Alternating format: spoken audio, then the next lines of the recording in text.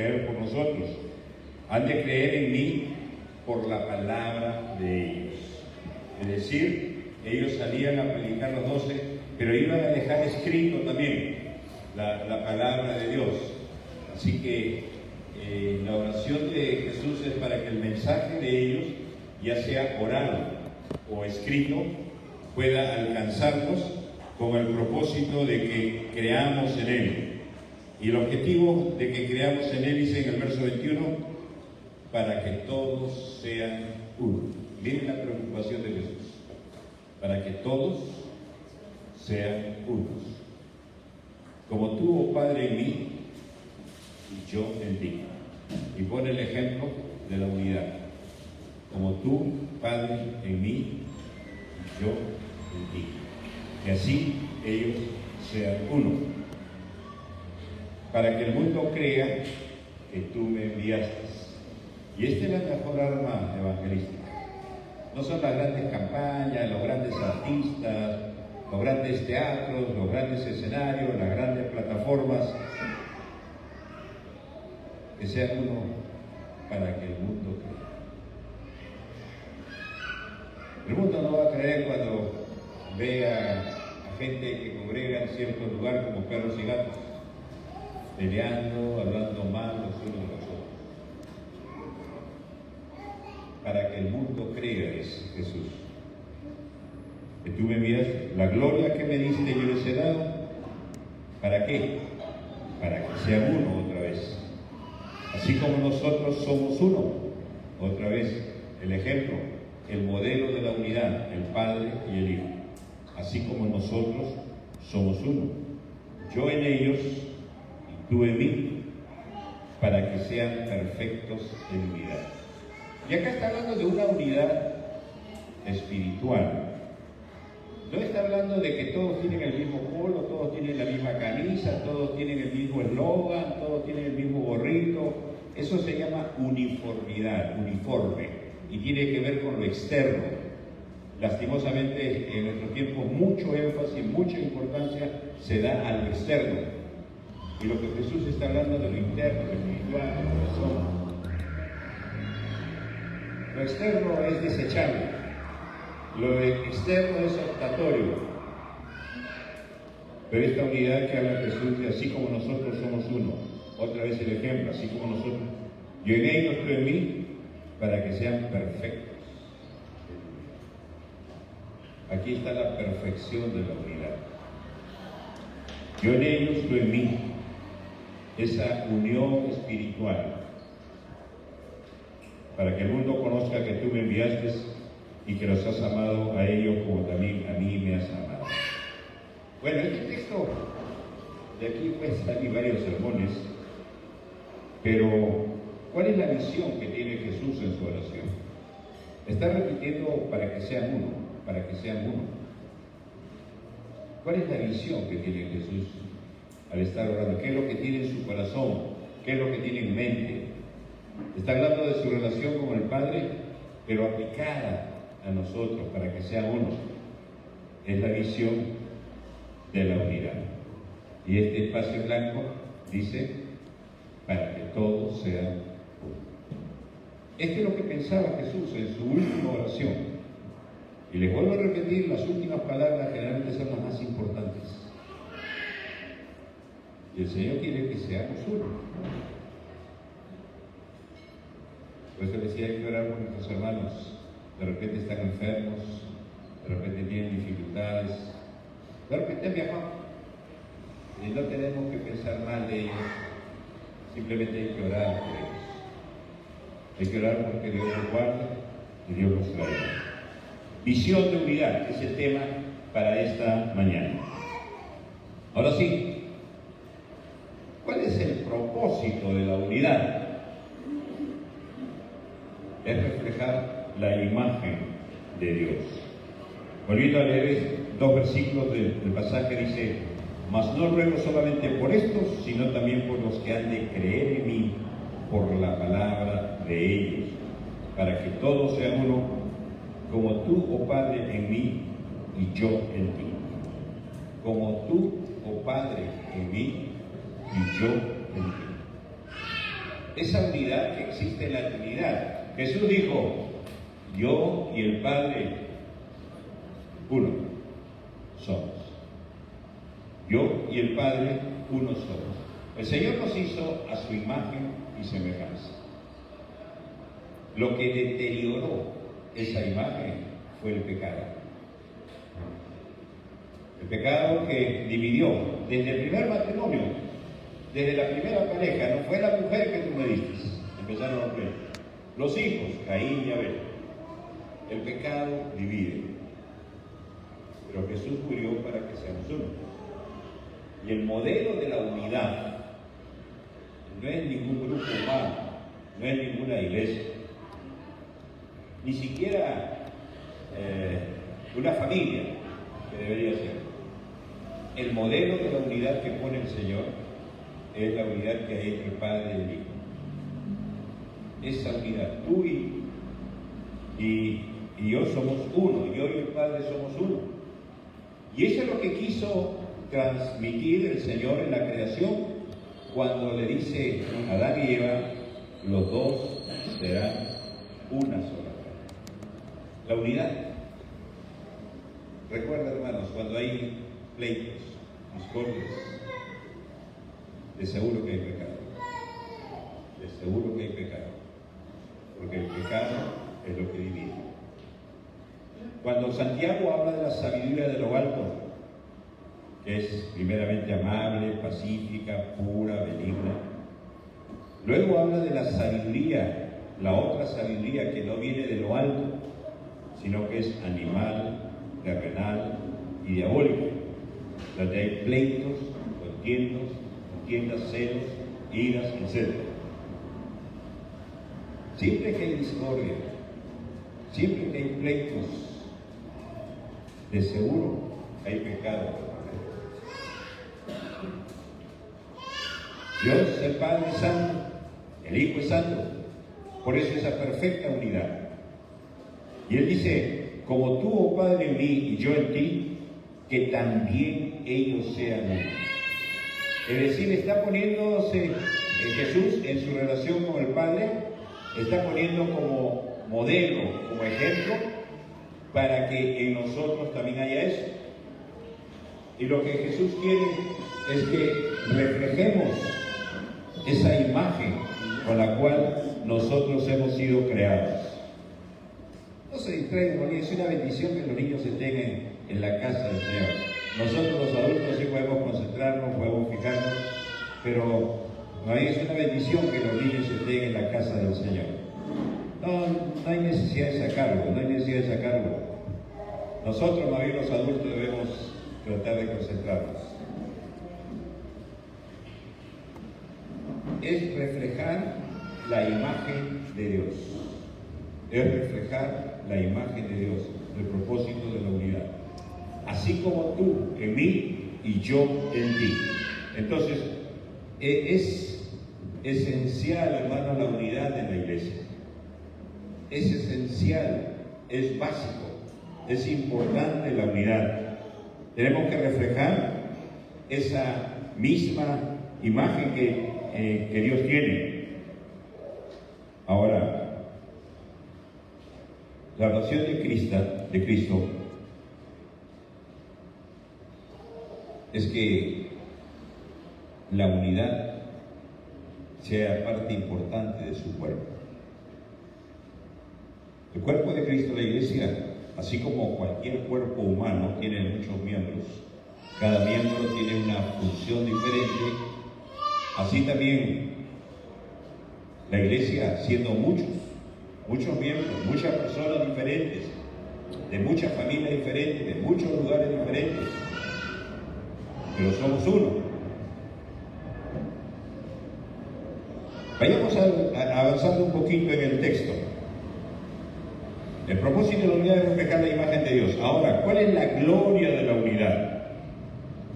Juan 17:22 dice, la gloria que me diste, yo les he dado para que sean uno, así como nosotros somos uno, yo en ellos y tú en mí, para que sean perfectos en unidad. la gloria que me diste, yo les he dado. Esta gloria que Jesús tuvo en el principio, está hablando de esa, en la creación, antes de la creación, antes de que empiecen todas las cosas. Esa gloria que tú me diste, yo les he dado para que sean unos. La Biblia dice en Isaías 43:7, lo pueden buscar después, a los que Él ha creado, nos ha creado para su gloria. Para su gloria. Efesios capítulo 1 repite 3 veces en los 13 versículos primeros que somos creados para la alabanza de su gloria. Y esto nos debe dar un punto de apoyo ante cualquier situación, ante cualquier acción, ante cualquier palabra. Una pregunta que deberíamos hacernos siempre: ¿esto que voy a hacer, esto que voy a decir, glorifica a Dios? ¿Esto glorifica a Dios? Esa pregunta te puede salvar de muchos problemas. Si la respuesta es que no glorifica a Dios, no lo hagas. Porque hemos sido creados para la alabanza de su gloria. Pero a veces nosotros damos rienda suelta a lo que hay dentro nuestro y simplemente despotricamos, lanzamos las palabras y lejos de glorificar a Dios, dañamos a las personas, dañamos nuestra relación con Dios, dañamos nuestro testimonio hacia los demás. La gloria de la unidad es Cristo en nosotros. La gloria que me diste yo les he dado para que sean uno, así como nosotros somos uno. Yo en ellos y tú en mí. Colosenses 1:27 dice: a quienes Dios quiso dar a conocer las riquezas de la gloria de este misterio entre los gentiles. ¿Y cuál es esa gloria? Que es Cristo en vosotros, la esperanza de gloria. Hermanos, la unidad debe glorificar al Señor. Otra vez, cuando no hay unidad es porque hay pecado, y eso definitivamente no va a glorificar a Dios. Y la Biblia dice repetidas veces que hemos sido creados para la gloria de Dios. Por eso vale recordar esta pregunta ante cualquier situación: ¿esto que voy a hacer glorifica a Dios? ¿O simplemente es dar rienda suelta a lo que hay en mi corazón engañoso y perverso? La unidad glorifica a Dios. La división, los pleitos, los celos, no proviene de la sabiduría de lo alto, sino de la sabiduría animal, terrenal y diabólica. Por eso es el énfasis de Jesús en la unidad, para que sean uno. Para el ministerio de edificación, para el ministerio de evangelismo, para alcanzar, que sean uno para que el mundo crea. Y el que sean uno significa morir a uno mismo. Yo en ellos y tú en mí.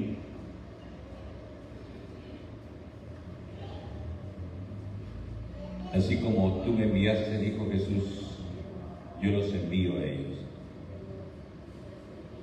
Él nos envía a nosotros hacia el mundo.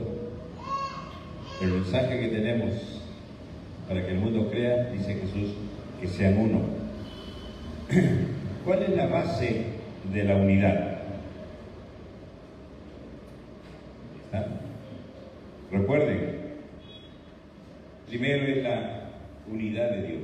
Dios es uno. Marcos 12:29 dice: Jesús le respondió: el primer mandamiento de todos es: oye Israel, el Señor nuestro Dios, el Señor uno es. Filipenses 2:11: y toda lengua confiese que Jesucristo es el Señor, para la gloria de Dios Padre. Y 2 Corintios 3:17 dice, porque el Espíritu Santo, el Señor es el Espíritu, y donde está el Espíritu del Señor, allí hay libertad. El Señor es uno, Jesús es el Señor, y el Espíritu es el Señor. Dios es uno en 3 personas. La unidad de la iglesia en muchas personas. La base de la unidad es, Jesús dijo, ¿no? Yo en ellos, el Señor en nosotros. Ahí está la unidad.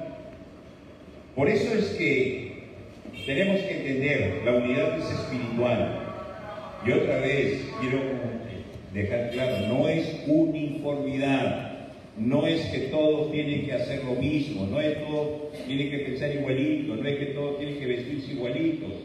Eso es uniformidad y eso no es el motivo de la oración del Señor. El motivo de la oración es la unidad. ¿Y cuál es la esencia de la unidad? En Efesios 4 dice, yo pues preso en el Señor, os ruego que andéis como es digno de la vocación con que fuisteis llamados, con toda humildad y mansedumbre, soportándoos con paciencia los unos a los otros en amor, solícitos en guardar la unidad del Espíritu, en el vínculo de la paz, un cuerpo y un espíritu, como fuisteis también llamados, en una misma esperanza de vuestra vocación, un Señor, una fe, un bautismo, un Dios y Padre de todos, el cual es sobre todo y por todos y en todos. Hermanos, la esencia de la unidad es Dios en nosotros. Así como una familia tiene 5, 6, 7 hijos, el mismo papá, la misma mamá, la misma casa, la misma comida para todos. Sin embargo, cada uno es diferente, ¿verdad? Cada uno piensa diferente, cada uno reacciona diferente, cada uno tiene gustos diferentes, y eso es normal. Pero todos son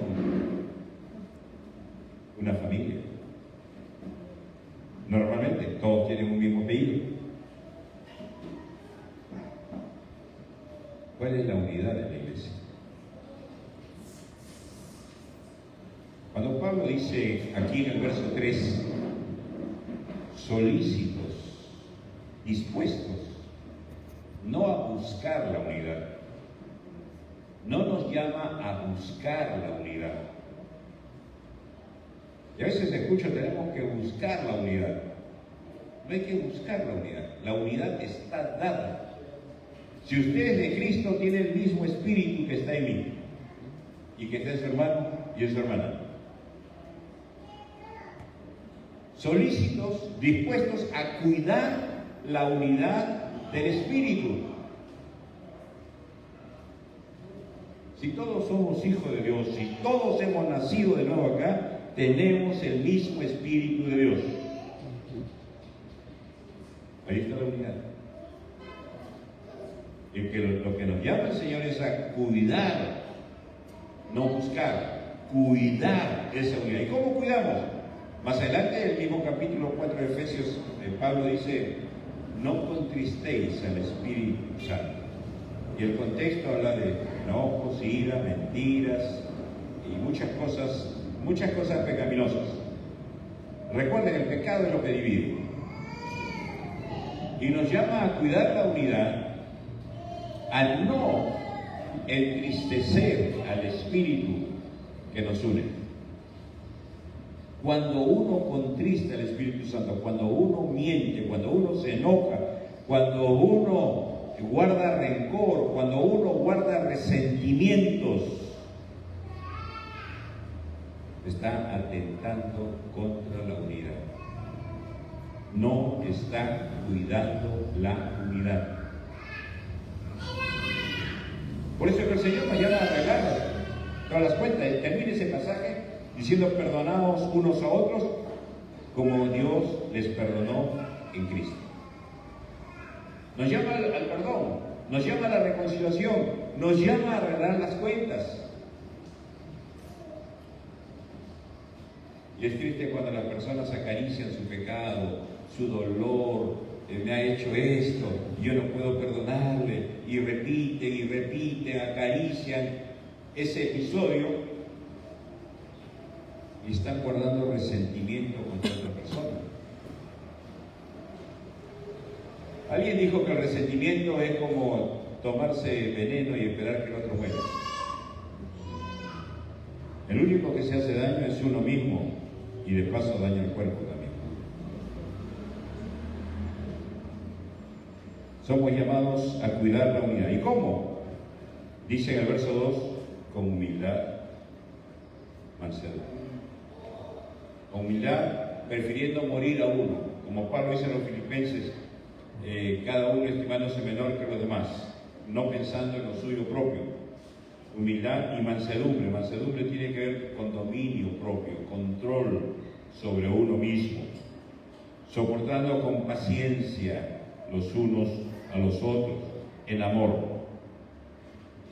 Solícitos en guardar la unidad del Espíritu, y señala un cuerpo, la iglesia, un espíritu, uno solo, no son dos cuerpos, no son dos iglesias, es una sola la iglesia del Señor, un solo espíritu, una misma esperanza en vuestra vocación, un Señor, una fe, un bautismo, un Dios y Padre de todos, el cual es sobre todos y por todos y en todos.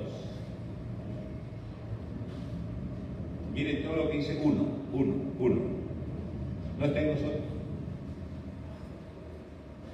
La unidad es Dios en nosotros.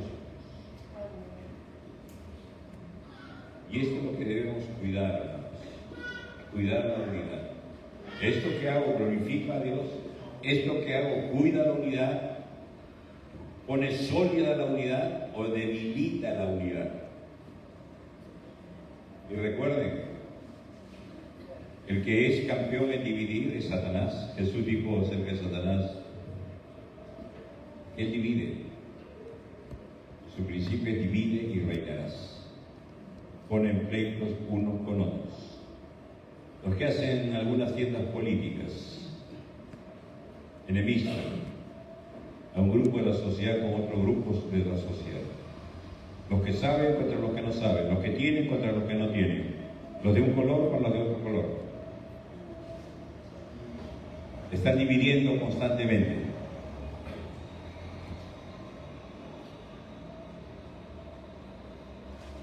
Y el mundo va a seguir así dividido mientras siga rechazándonos, porque la esencia de la unidad es Dios en nosotros. ¿Cuál es la meta de la unidad? Efesios 4:11. Es la unidad doctrinal. Efesios 4:11 dice, y él mismo, hablando de Jesús, constituyó a unos apóstoles, a otros profetas, a otros evangelistas, a otros pastores y maestros. ¿Con qué propósito? A fin de perfeccionar a los santos para la obra del ministerio, para edificación del cuerpo de Cristo, ¿hasta qué? ¿Hasta qué? ¿Cuál es el propósito? ¿Hasta qué? Todos lleguemos a la unidad de la fe y del conocimiento del Hijo de Dios, a un varón perfecto, a la medida de la estatura de la plenitud de Cristo. Dios dio ministerios. A unos los puso como apóstoles, a otros como profetas. Y estos dos primeros constituyen la base doctrinal. La Biblia dice que la base, el cimiento, son los apóstoles y profetas, dice en Efesios 2. La palabra de Dios fue escrita por todos ellos. Pero luego vienen los evangelistas, pastores y maestros. Primero tiene que ver con la revelación. Dios revela su palabra a través de ellos. Es por eso que nosotros no creemos en los apóstoles modernos que han aparecido menos de 50 años, pero porque ya no hay más revelación. La revelación fue dada por los apóstoles, dice en Efesios 2, por los profetas. Ya no hay nada más que añadir, no hay nada más nuevo que mostrar en cuanto a lo que Dios ha dicho. Pero tenemos esta revelación dada por los profetas y por los apóstoles, y entonces el objetivo es que todos lleguemos a la unidad de la fe. Cuando habla de la fe, no está hablando de la fe, el creer en Jesús. Está hablando como el punto doctrinal, como cuando Judas dice que contentamos ardientemente por la fe dada una vez a los santos. Está hablando de la doctrina, de la palabra de Dios. Y el objetivo es que lleguemos a esa unidad doctrinal. Ahora, cuando uno lee Apocalipsis, la visión que tiene Juan en el capítulo 1, dice, vio a Jesús en sus diferentes aspectos, y menciona, dice que él andaba en medio de 7 candeleros. Y cuando Juan mismo explica los 7 candeleros de oro, dice, las 7 estrellas son los ángeles de las 7 iglesias, y los 7 candeleros que has visto son las 7 iglesias. Juan ha sido llevado por el Señor, ha sido llevado desde la isla de Patmos, y el Señor le dice, escribe todo lo que ves. Y ahí escribe que lo vea el Señor, Jesús, en medio de los 7 candeleros de oro. Y luego él mismo le explican a Juan ahí que los candeleros son las iglesias. O sea, la iglesia es un candelero. Hay 7 candeleros ahí, y es el mensaje dirigido a las 7 iglesias en Apocalipsis. Recuerda, Éfeso, Esmirna, Sardis, Pérgamo, Filadelfia, la Odisea. Ok, un candelero es una iglesia que da luz. Recuerda, la iglesia, todos nosotros somos luz. Eso me hizo pensar y buscar en el Antiguo Testamento cuando Dios ordena hacer los candeleros. Recuerden, el tabernáculo para el templo ordena hacer los candeleros de oro. Pues vayamos a Éxodo 25. Dios le dice a Moisés, harás además un candelero de oro puro, labrado ¿a qué? A martillo se hará el candelero. Dios le dice a Moisés, harás un candelero de oro puro, labrado a martillo se hará el candelero. Y empieza a especificar el detalle de ese candelero: su pie, su caña, sus copas, sus manzanas y sus flores serán lo mismo. Y saldrán 6 brazos de sus lados, 3 brazos del candelero a un lado y 3 brazos al otro lado. 3 copas en forma de flor de almendro en un brazo y una manzana y una flor. 3 copas en forma de flor de almendro en otro brazo y una manzana y una flor. Así en los 6 brazos que salen del candelero. Y en la caña central del candelero, 4 copas en forma de flor de almendro, sus manzanas, y su manzana debajo de otros 2 brazos del mismo, y otra manzana debajo de los otros 2 brazos del mismo, así para los 6 brazos que salen del candelero. Sus manzanas y sus brazos serán, ¿cuántas piezas? Una pieza. Todo ello de una pieza labrada a martillo de oro puro. Es decir, era un bloque de oro. No es que cada brazo tenía que soldarlo, era una sola pieza. Será una pieza, todo ello, una pieza labrada a martillo de oro puro. Mire la luz que nos da el Antiguo Testamento acerca del candelabro. Recuerden el candelero es la iglesia. ¿Cuál es? ¿Qué cosa es lo que está diciendo aquí? El candelero es una sola pieza.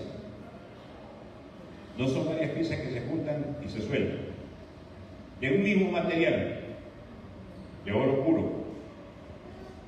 ¿Y cómo será labrado? ¿Cómo será tratado? ¿Cómo se hará el candelero? ¿Con qué herramienta? ¿Con qué? Martillo. ¿Qué tiene que ver eso con la iglesia? Aquí está el siguiente pasaje, la siguiente diapositiva, ahí está el candelero. Es el candelero, todo ello una pieza labrada a martillo de oro puro. Es una sola pieza, no son varias piezas. Es un solo material, es uno solo el labrador, es una sola herramienta, el martillo. Muy bien, pues vayamos. Será una pieza, todo ello una pieza labrada a martillo, de oro puro, el 7 clic. Otra vez, Apocalipsis, el misterio de las 7 estrellas que has visto en mi diestra y de los 7 candeleros de oro. Las 7 estrellas son los ángeles de las 7 iglesias y los 7 candeleros que has visto son las 7 iglesias. Cada candelero es una iglesia. Y el objetivo, la unidad doctrinal. ¿Por qué?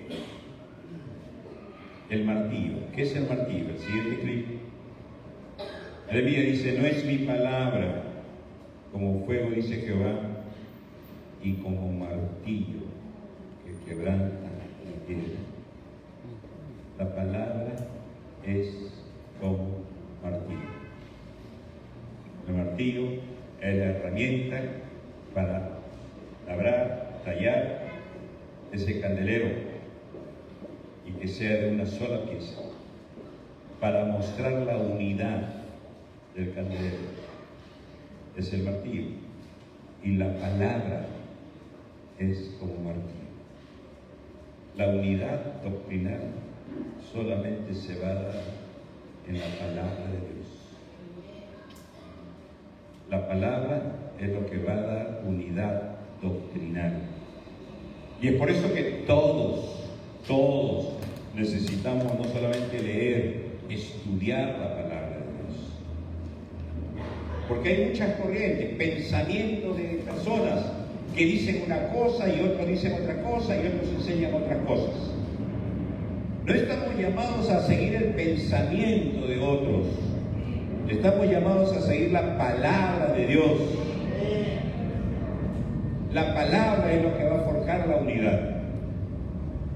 No lo que hacen allá, no lo que la mayoría hace allá, no lo que funciona allá. Porque vivimos en un mundo muy pragmático, muy funcional. Si funciona hay que hacerlo. No. Hay que hacerlo si la palabra de Dios lo dice. Hermanos, los testigos de Jehová llenan el estadio de San Marcos. Nosotros como Iglesia Alianza no lo llenamos ni la mitad. Entonces funciona lo de ellos.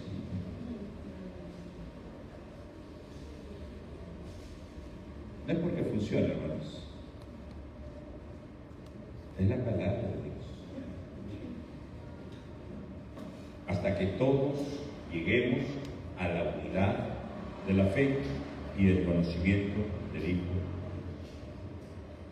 La meta de la unidad es la unidad doctrinal. Una sola palabra, una sola doctrina. Y esto es lo que tenemos que cuidar. Por eso Pablo, cuando le habla al joven Timoteo, cuando le habla al joven Tito, le habla repetida vez, una y otra vez, que cuide la sana doctrina, que hable la sana doctrina. Y eso es lo que tenemos que entender, hermanos. Porque pensamientos, ideas vienen, y cuando el problema es cuando llegan a la cabeza. La Biblia dice, porque cuál es el pensamiento en su corazón, tal es la persona.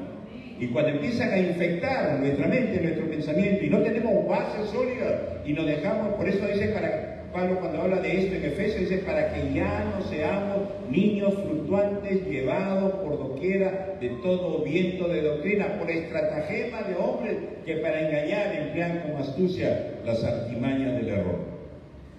Y cuando las personas no tienen una base sólida, fácil se dejan llevar, sea por las emociones, ya sea por lo llamativo, por lo vistoso, ya sea por lo que entre comillas funciona. Mira, o se deja llevar por lo numeroso. Mira cuánta gente. Hermano, Jesús le dijo a los suyos: no temáis manada. ¿Se acuerdan qué más? Pequeña. Porque a vosotros les ha placido daros el reino de Dios el Padre. Jesús dice: ancha es la puerta y el camino de la perdición, y muchos entran por ella. Angosta es la puerta y el camino de la salvación, y pocos son los que la hallan. No nos dejemos llevar por los números. Vivimos en una sociedad donde los números esclavizan, dominan, y aún en las iglesias, orientadas a números y números y números. Hermano, el crecimiento lo da el Señor. Y el Señor añadía a los que iban a ser salvos, dice la Biblia. Es el Señor el que va a añadir. Y a veces todas las escrituras, todos los programas son orientadas a tener más números. Y sabe que hay iglesias que pueden crecer en número, expandirse. Y así, grandes se expanden, pero de profundidad. Así. No hay profundidad. Por eso hay mucha volatilidad. La gente entra de las iglesias y sale, viene y se va, está un tiempo y se va. ¿Y dónde están los miles de personas? Porque hay mucha expansión, pero poca profundidad. Mucha semilla que cae en los pedregales y brota pronto, salta, llora, grita. Pero como no tiene profundidad, no tiene solidez doctrinal, se muere. Se muere.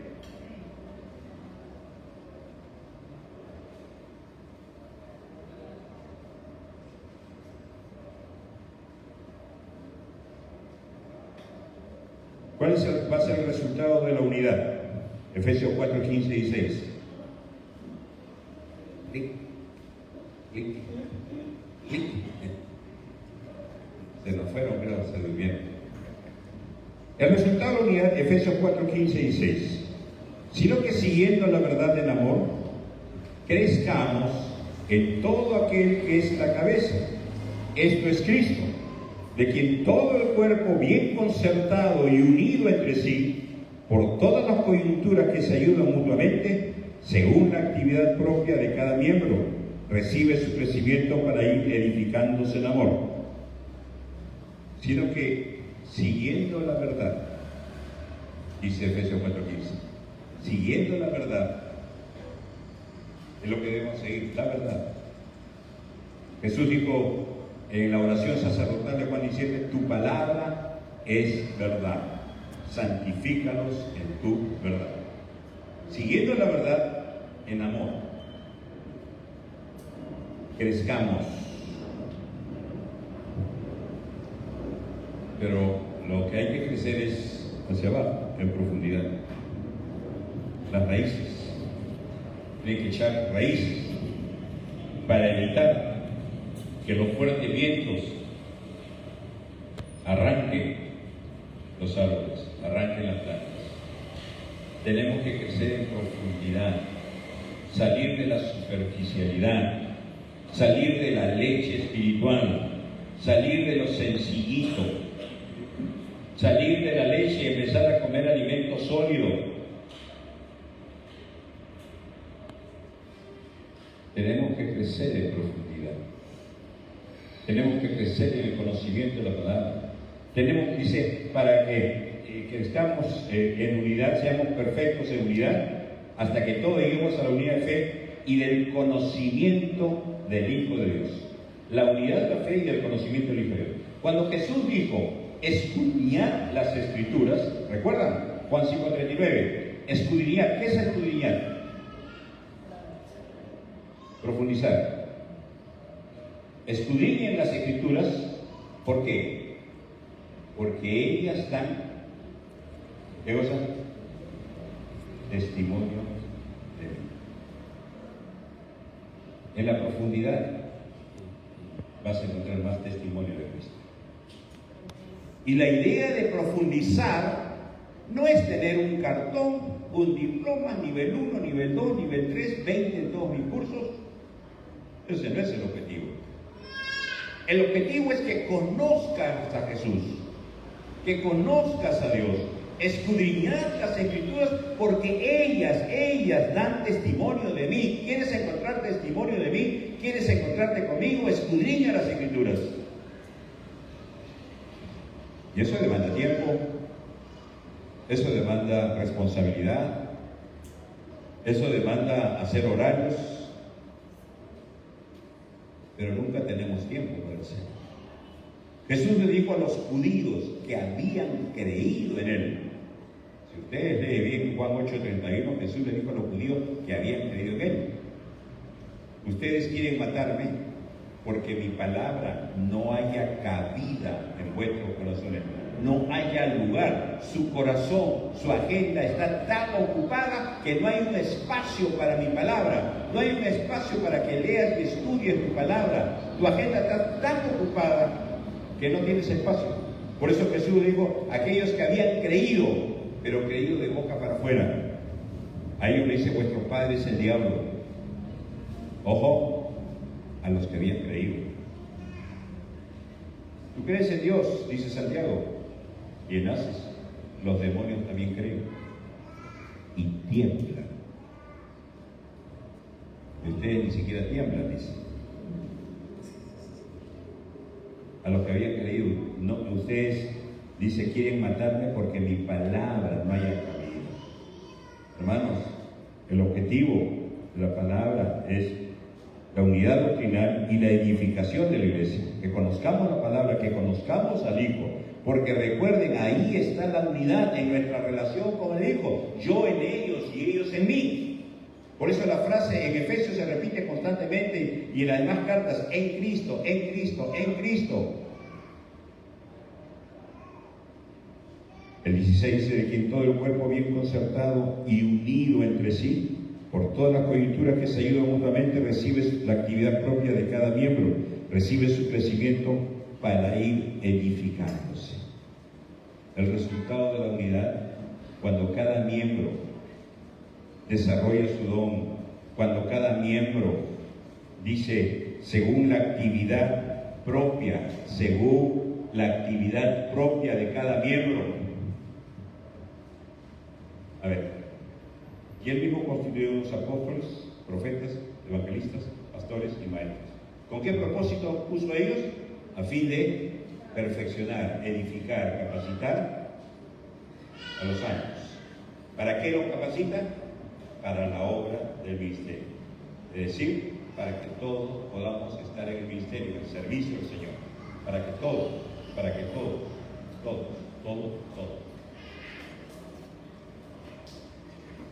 Cuando el cuerpo, bien concertado, como un concierto, ¿ha visto el concierto, por ejemplo, la orquesta, la sinfónica? ¿Cuántos miembros tiene esa orquesta? De repente 30, 50, 60. ¿Cuántos instrumentos? 30, 50, 60. Diferentes instrumentos, diferentes sonidos. Pero cuando cada uno hace lo que le corresponde, en el momento que le corresponde, sale una hermosa melodía. Y lo que está diciendo la iglesia, los miembros, bien concertados, cada uno, según la actividad propia de cada miembro. El pastor tiene una actividad, tiene una responsabilidad. Los coordinadores, los encargados de ministerios, etcétera, cada uno tiene una responsabilidad. Los que van a los hogares, los que estudian la palabra, todos tienen una actividad. Y tienen que estar activos según la actividad propia de cada miembro. ¿Qué sucede? Recibe su crecimiento para ir edificándose. El resultado de la unidad es que la iglesia se edifica, la iglesia crece, se fortalece. Y no está hablando de numéricamente, crece sólidamente, crece espiritualmente, crece en el conocimiento de la palabra, crece en el conocimiento del Hijo de Dios, crece en su servicio, crece. Y la última razón de la unidad, Juan 17, 20, 21, es la evangelización efectiva. La oración de Jesús dice, mas no ruego solamente por esto, sino también por los que han de creer en mí por la palabra de ellos, para que todos sean uno, como tú, oh Padre, en mí y yo en ti, que también ellos crean y sean uno en nosotros, para que el mundo crea que tú me enviaste. Miren, yo tengo problemas, a ustedes no les importa, no tenemos problemas, es que no nos importa, hermano. Ese problema no arreglado, no solucionado, no reconciliado, va a ser un obstáculo para que otros crean. ¿Y para qué me invitas a tu iglesia? ¿Qué? Para que sea como mi vecino va a tu iglesia y ese para peleando con su mujer, le grita. No va a la iglesia por el testimonio de este miembro. Que sean uno para que el mundo crea que tú me enviaste. Este es el arma más poderosa, hermanos, para la evangelización. Que seamos la unidad. Para que el mundo, y lo dice el mismo Señor Jesús. Miren, puede haber un programa lindo, inversión de dinero, inversión de horas, de mucho tiempo, de muchas personas. Pero lo que va a hacer que el mundo crea es que sea uno, como el Hijo es uno con el Padre. Termino, conclusión. Salmo 133. Mirad cuán bueno y cuán delicioso es habitar los hermanos juntos y en armonía. Juntos en armonía. Es como el buen óleo sobre la cabeza, el cual desciende sobre la barba varón y baja hasta el borde de sus vestiduras, como el rocío de Hermón que desciende sobre los montes de Sión, porque allí envía Jehová bendición y vida eterna. Juntos y en armonía. Allí Jehová envía bendición y vida eterna. ¿Dónde envía bendición, hermanos? Queremos la bendición como iglesia. Juntos y en armonía. Ahí viene la bendición de Dios y vida eterna. Y esta es la vida eterna, dice Jesús, que te conozcan a ti y a Jesús como el Dios verdadero. Esta es la bendición, vida eterna, que te conozcan. A veces buscamos la bendición por otros lados y no buscamos la bendición en conocerle a Él. No se alabe el sabio en su sabiduría, no se alabe el fuerte en su fortaleza. Si en algo tiene que alabarse, alábese en esto, en conocerme y entenderme, dice Jehová. Jeremías capítulo 23. ¿Quieres alabarte en algo? Alábale y conocerle. ¿Quieres la bendición de Dios? Juntos en armonía. Allí Dios envía bendición y vida eterna. La vida eterna es una bendición. ¿Qué es la vida eterna? Que te conozcan a ti como el único Dios verdadero. Queridos hermanos, la oración última de Jesús es que seamos uno. Como Él y el Padre son uno. Para que el mundo crea. Bendición y responsabilidad. La unidad está dada. Dios en nosotros. Lo que tenemos que cuidar es esa unidad, esa relación entre Dios y nosotros. Eso es lo que tenemos que cuidar celosamente, nuestra comunión con Dios. Porque donde se rompe la comunión con Dios, ahí se abre una grieta y empieza a dividirse el cuerpo. Vamos a orar. Padre, te damos gracias en esta mañana por tu palabra. Gracias, oh Dios, porque tú nos llamas, Señor, a cuidar esa unidad que fue lograda por Cristo al venir a este mundo, al morir por nuestros pecados y al concedernos la gracia de nacer de nuevo, Señor. Y ahora tenemos tu Espíritu, ese Espíritu que nos hace uno, Señor. Y te rogamos que nos ayudes a cuidar esa unidad lograda por ti. Y la manera de cuidarla, Señor, es cuidar nuestra comunión contigo.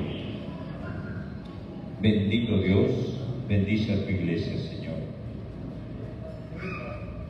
Si alguno en esta mañana quiere presentarse delante del Señor y decirle: Señor, perdóname, porque en mi vida se está abriendo una grieta. Ayúdame y enséñame a perdonar. Enséñame a tener comunión contigo, Señor. Señor, cuida mi mente, mi corazón, oh Dios. Si alguien quiere presentarse delante del Señor y decirle: voy a orar por usted. Póngase en pie si quiere hacerlo, si no, estamos terminando ahí.